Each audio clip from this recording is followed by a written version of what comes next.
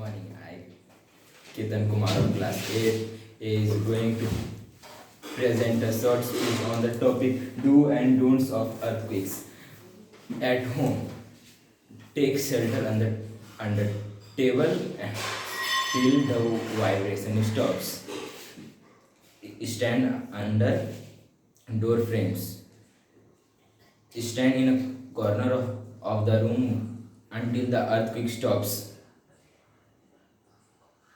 Cover your head by the pillow if you are on bed. In outdoor, go away from big building and trees. Stay away from electric poles and be in safe area and open areas. Okay.